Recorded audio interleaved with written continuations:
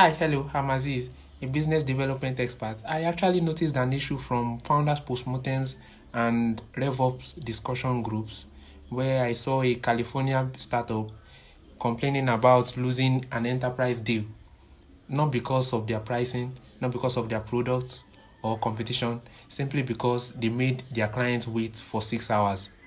The new lead, they made the customer wait for 6 hours.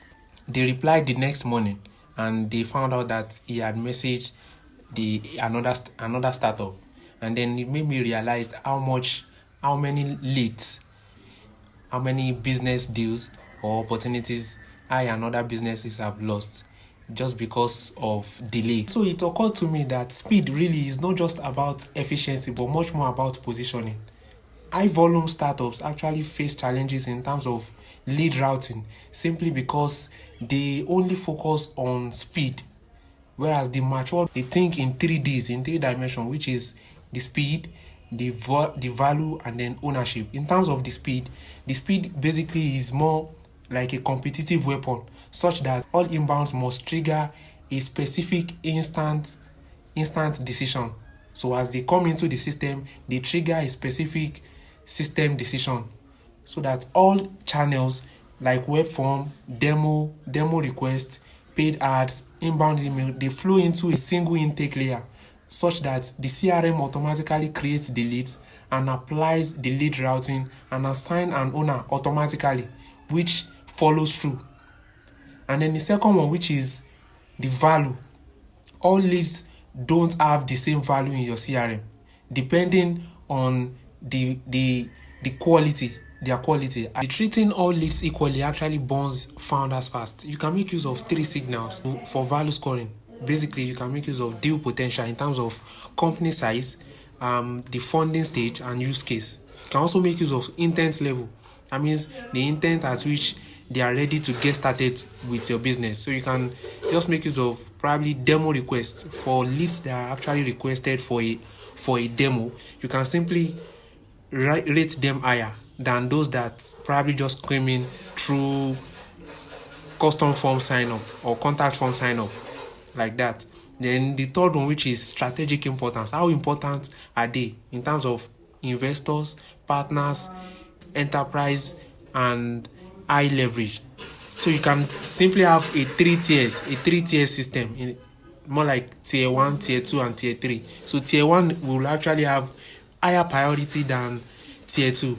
Tier 2 would have higher priority than tier 3. I am currently designing a system for a client whereby tier 1 clients or tier 1 leads have higher priorities and with much more closer follow-up timeline compared to tier 2 and tier 3. And the third one, which is ownership. Every lead must actually be owned by an human. So immediately a lead comes into the system, they have to be owned by an actual human being.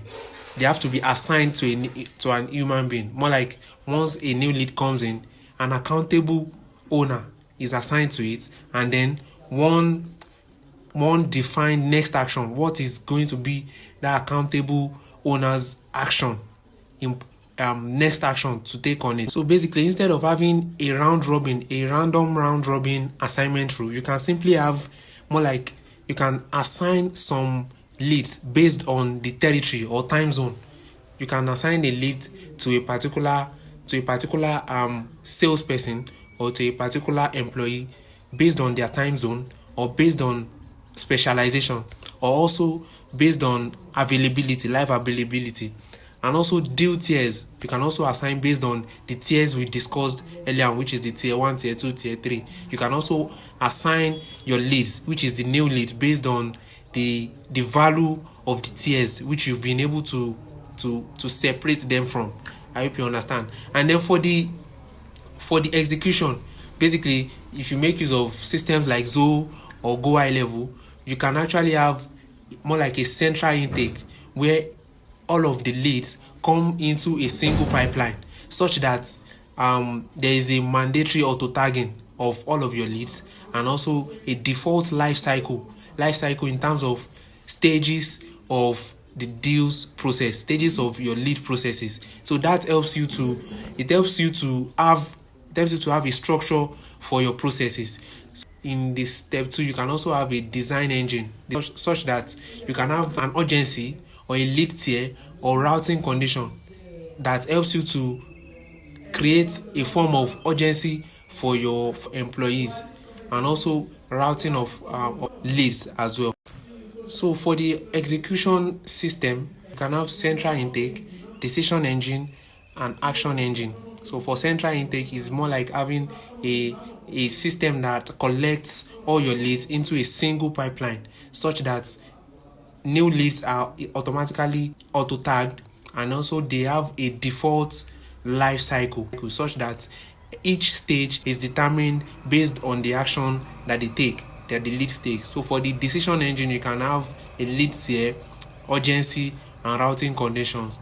Urgency in terms of based on their tiers, you can also have the level of urgency you'd like to follow up on them, the level of conditions that you'd like each tier to have, and then the third one, which is action engine, whereby the leads are auto assigned immediately once they get into the system. They are auto assigned, and also calendar links, Slack or email alerts, etc. can also be determined. So you can have an automation that helps you to track all of these things. It's just based on the level of experience your expert actually has.